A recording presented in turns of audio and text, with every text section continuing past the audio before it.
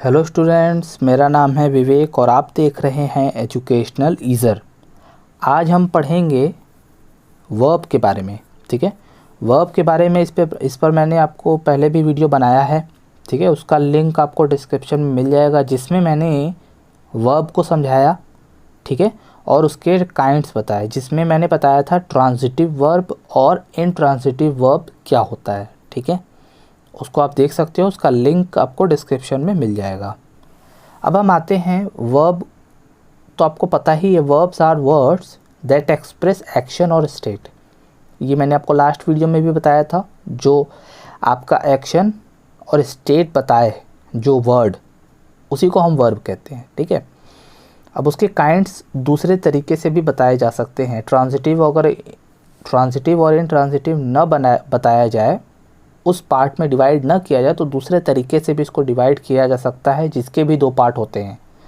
पहला helping verb, जिसको हम दूसरा नाम देते हैं ऑक्सिलरी वर्ब। ठीक है, और दूसरा होता है मेन वर्ब। तो ये क्या होते हैं, इनको समझना ज़रूरी है। These verbs have no meaning on their own, यानी जो हेल्पिंग वर्ब्स होते हैं, इनकी कोई खुद की मीनिंग नहीं होती है। They are necessary for grammatical structure, सिर्फ ग्रामेटिकल स्ट्रक्चर के लिए ये नेसेसरी होते हैं।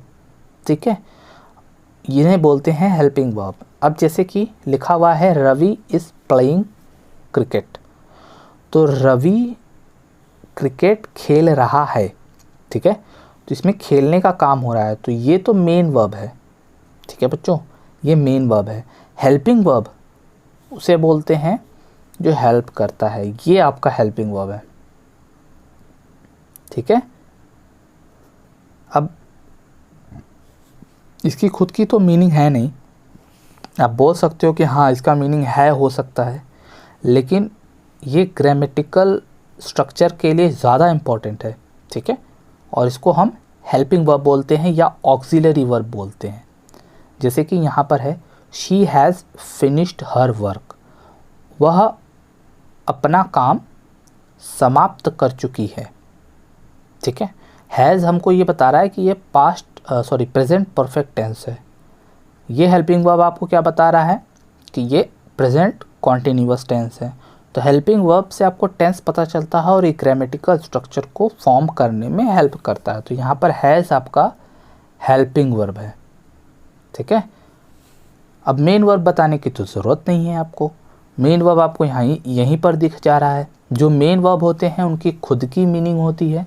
ठीक है, दे टेल्स अस एक्शन और स्टेट, वो क्या बताते हैं, एक्शन और स्टेट के बारे में बताते हैं। स्टेट मतलब अवस्था। ठीक है, किसी किसी सेंटेंस में स्टेट नहीं होता, मैंने वो आपको लास्ट वीडियो में बताया है कि हर जगह एक्शन नहीं होता, वहाँ पर कहीं ना कहीं उसकी स्थिति, उसकी अवस्था होती है। कोई गंभीर बैठा है, कोई उदास बैठा है, कोई खुशी में बैठा है, तो वहाँ कोई एक्शन तो कर नहीं रहा, तो वो होता है। चलिए, वो तो हो गया। अब आते हैं मेन वर्ब पे। तो यहाँ मेन वर्ब, उसी एग्जांपल को लूँ तो ये तो आपका हेल्पिंग वर्ब है। ठीक है, और ये आपका मेन वर्ब है। मेन वर्ब क्या होता है भाई, मेन वर्ब वो वर्ब होता है जो एक्शन और स्टेट बताता है, जैसा कि मैं पीछे बताया था। अब देखो, ट्रांजिटिव इनट्रांजिटिव अलग चीज़ हो गई। ट्रांजिटिव इनट्रांजिटिव ऑब्जेक्ट पर डिपेंड करता है ना। ऑब्जेक्ट है तो ट्रांजिटिव, ऑब्जेक्ट नहीं है तो इनट्रांजिटिव। अब जैसे यहाँ पर देखो, प्लेइंग क्रिकेट, जो खेलने का काम हो रहा है वो क्रिकेट है, तो यहाँ ऑब्जेक्ट है, तो इसको हम ट्रांजिटिव वर्ब भी बोल सकते हैं। अगर ट्रांजिटिव इनट्रांजिटिव में डिवाइड करना हो तो उस हिसाब से ये ट्रांजिटिव वर्ब है, लेकिन हेल्पिंग और मेन वर्ब में डिवाइड करना हो तो ये मेन वर्ब है। अब मेरे हिसाब से आपको जो चीज़ें ज़्यादा अच्छे से समझनी चाहिए वो है हेल्पिंग वर्ब और मेन वर्ब। ये जो डिवीज़न है, ये जो पार्टीशन है, या ये जो क्लासिफिकेशन है, ये ज़्यादा इम्पॉर्टेंट है ट्रांजिटिव और इंट्रांजिटिव से। वो भी इम्पॉर्टेंट है, बट ये ज़्यादा इम्पॉर्टेंट है। ठीक है, अब इसमें देखो, ये ऊपर वाला एग्जांपल, ये आपको पता है ये हेल्पिंग वर्ब है और ये मेन वर्ब है। अब देखो, एक और एग्जांपल मैंने लिया, ये बड़ी इंटरेस्टिंग है। लिखा है आई टीच इंग्लिश, मैं इंग्लिश पढ़ाता हूँ। अब ये तो प्रेजेंट इंडेफिनिट टेंस है, जिसको हम सिंपल प्रेजेंट भी बोलते हैं। ठीक है बच्चों, यहाँ पे देखो कोई हेल्पिंग वर्ब नहीं है, यानी is, am, are, has, have, was, were, had, will, ये सब होता है ना, तो इसको हम बोलते हैं हेल्पिंग वर्ब। समझ रहे हो, उसके बाद जो उसमें कार्य हो रहा होता है, जिस वर्क से कार्य या स्थिति का पता चलता है, उसे हम मेन वर्ब बोलते हैं। तो कार्य तो यहाँ हो रहा है पढ़ाने का, कि मैं इंग्लिश पढ़ाता हूँ, तो पढ़ाने का काम तो हो रहा है, ये तो आपका मेन वर्ब हो गया। लेकिन यहाँ पर कोई हेल्पिंग वर्ब नहीं है, ठीक है। तो हेल्पिंग वर्ब काफ़ी जगहों पर नहीं भी होता है, लेकिन मेन वर्ब आपको हमेशा दिखेगा, ठीक है। कभी कभी हो सकता है कि आपको मेन वर्ब ना दिखे, हेल्पिंग वर्ब दिखेगा, तो उस हेल्पिंग वर्ब को ही हम मेन वर्ब समझ लेते हैं, समझ गए। वैसे अगर ऐसी कंडीशन आए जहाँ पर आपको कोई एक्शन होता हुआ न दिखाई दे, लेकिन आपको हेल्पिंग वर्ब दिखाई दे, तो उसे हम लिंकिंग वर्ब बोलते हैं। क्या बोलते हैं? Linking verb. अब लिंकिंग वर्ब क्या होता है भाई? अब तक मैंने जो ये आपको ऊपर एग्जाम्पल बताए, इन सब में देखो कहीं ना कहीं कोई कार्य हो रहा है। यहाँ खेलने का कार्य हो रहा है, यहाँ काम ख़त्म हो चुका है, फिनिश किया गया है, समाप्त किया गया है, यहाँ पे भी एक कार्य हुआ है, यहाँ पे पढ़ाने का काम। तो कहीं ना कहीं सब में काम हो रहा है, एक्शन हो रहा है। तो ये कहीं ना कहीं ये सब टेंस है, ये तीनों की तीनों टेंस हैं, ठीक है। एक चीज़ बच्चों समझ लो कि हर एक वाक्य, हर एक सेंटेंस टेंस नहीं होता। टेंस वही वाक्य होता है जिसमें कोई कार्य हो रहा हो, इस बात को समझ लेना। तो ये सब में कोई ना कोई कार्य हो रहा है। अब देखो यहाँ एग्जांपल देखो, राहुल इज़ ऑनेस्ट, राहुल ईमानदार है। यहाँ पे तो कोई काम नहीं हो रहा, राहुल कोई काम कर रहा है? यहाँ कोई काम नहीं हो रहा। यहाँ पर आपको सिर्फ बताया जा रहा है कि राहुल ईमानदार है, यहाँ कोई काम नहीं हो रहा। तो आप सोचोगे ना कि जब काम नहीं हो रहा तो कोई वर्ब ही नहीं होगा, लेकिन ऐसा नहीं है बच्चों।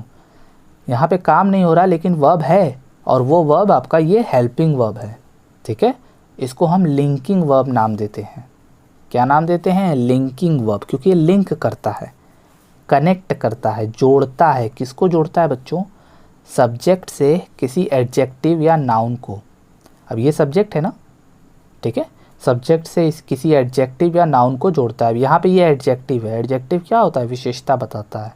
अगर आपने पिछली वीडियोस मेरी नहीं देखी एडजेक्टिव की, तो आप देख सकते हो, उसका भी लिंक, उसकी प्लेलिस्ट का लिंक आपको डिस्क्रिप्शन में मिल जाएगा, ठीक है बच्चों। देख लो उसको पहले अच्छे से, सारी वीडियोस को अच्छे से देखो, ठीक है। बहुत, और जो चीज़ें न समझ में आए बच्चों, तो उसको आप क्या करोगे, डिस्क्रिप्शन में कमेंट में मुझे बताओगे, ठीक है। मैं उस पर और डिटेल वीडियो बनाने की कोशिश करूँगा। तो यहाँ पे ये लिंकिंग वर्ब है, कोई काम तो नहीं हो रहा, इसीलिए इसे लिंकिंग वर्ब बोला गया। अब यहाँ पे देखो, he was a good player. यहाँ पर देखो कोई काम नहीं हो रहा, यहाँ बताया जा रहा है कि वो एक अच्छा खिलाड़ी है, काम तो कुछ हुआ नहीं, और कोई एक्शन वर्ड भी नहीं है। जब एक्शन वर्ड नहीं है तो सिर्फ इज, एम, आर, वॉज, वर यही सब मिलेगा, तो उसे हम हेल्पिंग वर्ब इसमें बोलते हैं। लेकिन यहाँ पर हम लिंकिंग वर्ब बोलते हैं। क्या बोलते हैं? लिंकिंग वर्ब, ठीक है।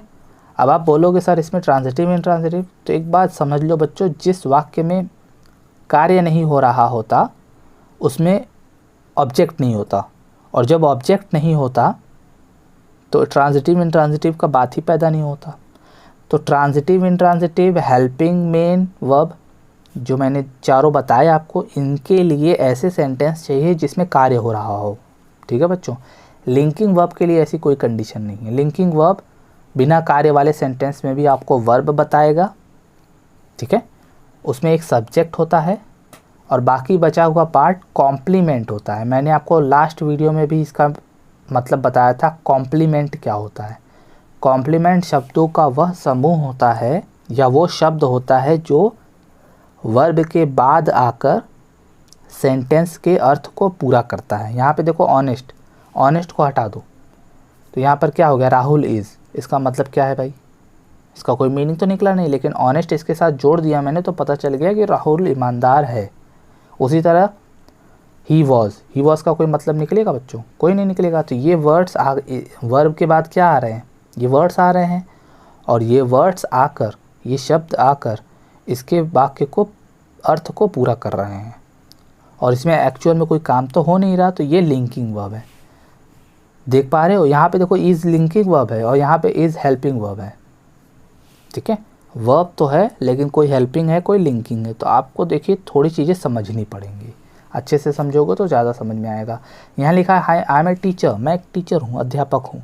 तो यहाँ पे आप देख सकते हो कोई वो कार्य नहीं हो रहा। कार्य नहीं हो रहा तो कोई हेल्प, मतलब कोई एक्शन वर्ड या स्टेट वाला वर्ड नहीं होगा, यानी काम करने वाला वर्ड या स्थिति बताने वाला वर्ड तो होगा नहीं, तो यही आपका लिंकिंग वर्ब हो जाएगा। इसको आप हेल्पिंग वर्ब भी बोल सकते हो, ठीक है।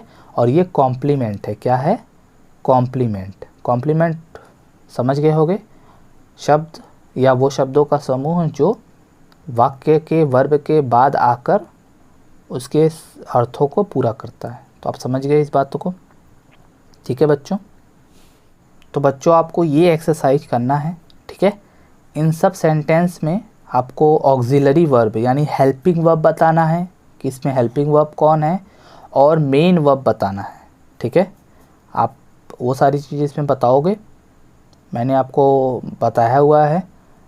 आपको ये भी हो सकता है कि इसमें मेन वर्ब ना दिखाई दे, सिर्फ जैसे कि आई एम ए स्टूडेंट, यहाँ पे कोई काम तो हो नहीं रहा कि आपको मेन वर्ब पता चलेगा। तो इसमें एम जो है वो लिंकिंग वर्ब है। लिंकिंग वर्ब को ही ऑक्सिलरी वर्ब बोलते हैं, मैंने आपको बताया। लिंकिंग वर्ब को आप हेल्पिंग वर्ब भी बोल सकते हो, तो हेल्पिंग वर्ब होगा। तो इस तरीके से आपको समझना है। यहाँ पे भी उसी तरह का ही हैज़ अ पेन, उसके पास एक पेन है, उसके पास एक पेन है, तो इसमें कोई काम हो रहा है? उसके पास तो एक पेन है, एक बात बताई जा रही है ना, काम तो हो नहीं रहा। तो यहाँ कोई काम नहीं है, तो एक्शन वर्ड नहीं है, एक्शन वर्ड नहीं है तो कोई मेन वर्ब नहीं होगा, यानी हेल्पिंग वर्ब हो सकता है, या उसी को हम लिंकिंग वर्ब भी बोलते हैं। तो ये आपका लिंकिंग वर्ब हो गया। इस तरीके से इसमें आपको बताना है, ठीक है। देखो और भी बता देते हैं, जैसे ही हैज़ डन इट, उसने यह कर लिया, उसने यह कर लिया या कर चुका है, ठीक है, वह यह कर चुका है। तो यहाँ पे डन, डन मतलब करना, यानी ये मेन वर्ब हो गया, एक्शन वाला वर्ड हो गया, इसमें काम हो रहा है, ठीक है, वो कोई काम कर रहा है, तो ये आपका मेन वर्ब हो गया। और ये आपका हेल्पिंग वर्ब, यानी इसको लिंकिंग वर्ब नहीं बोलेंगे, हेल्पिंग वर्ब ही बोलेंगे, तो ये हेल्पिंग वर्ब हो गया। उसी तरह she did not know English, वो इंग्लिश नहीं जानती है, तो इसमें जानना, ठीक है, इसमें भी वर्क हो रहा है, जानने का काम हो रहा है। क्या जानने का काम हो रहा है? इंग्लिश, जो कि वो नहीं जानती है। तो नो ये आपका मेन वर्ब हो गया, और डिड ये आपका हेल्पिंग वर्ब हो गया। नॉट इसमें कोई पार्टिसिपेट नहीं करता है, नॉट अलग चीज़ है, इसको छोड़ देंगे। डिड जो है आपका हेल्पिंग वर्ब हो गया या ऑक्सिलरी वर्ब हो गया। इसी तरीके आई हैड अ बाइक, जो एग्जांपल ये है वही एग्जांपल ही हैज़ अ पेन का है। मेरे पास एक बाइक है, मेरे पास एक पेन है, उसके पास एक पेन है, तो यहाँ पे हैज़ था, यहाँ पे हैड है, ऑक्सिलरी वर्ब, ठीक है। अगला है आई शुड नॉट डिले, मुझे देर नहीं करनी चाहिए, ठीक है। आई शुड नॉट डिले, मुझे देर नहीं करनी चाहिए, तो डिले मतलब देर करना, ये भी एक काम है, समझ रहे हो, ये भी एक काम है। तो ये आपका मेन वर्ब हो गया, और शुड जो है आपका हेल्पिंग वर्ब हो गया। बात को समझ रहे हो? इस तरीके से एक दो जो एग्जांपल और बचे वो आप पॉज करके नोट कर लो और अपने से प्रैक्टिस करो, ठीक है। आपको मैंने जो 5 टाइप बताए, ट्रांजिटिव, इंट्रांजिटिव, हेल्पिंग, मेन और लिंकिंग, इसमें से हेल्पिंग वर्ब और मेन वर्ब ज़्यादा इंपॉर्टेंट है, उसको आप समझने की कोशिश करना, ठीक है बच्चों। लास्ट वीडियो में मैंने आपको ऑब्जेक्ट भी समझाने की कोशिश किया था, ऑब्जेक्ट क्या होता है, ठीक है, कॉम्प्लीमेंट क्या होता है वो भी मैंने बताने की कोशिश किया। तो आप वीडियोस को एक बार में अगर नहीं समझ में आ रहा तो बार बार देखो, ठीक है, और उसको समझने की कोशिश करो। कोई बात समझ में ना आए तो कमेंट में बताओ, मैं उसका सलूशन आपको बताऊंगा, ठीक है। वीडियो को लाइक करो फटाफट अभी, और वीडियो को अपने दोस्तों से शेयर करो, ठीक है। और सब्सक्राइब नहीं किया तो सब्सक्राइब करो, अपने दोस्तों से सब्सक्राइब करवाओ, और प्रैक्टिस करते रहो, मेहनत करो। हम लोग मिलेंगे नेक्स्ट वीडियो में, बाय बाय।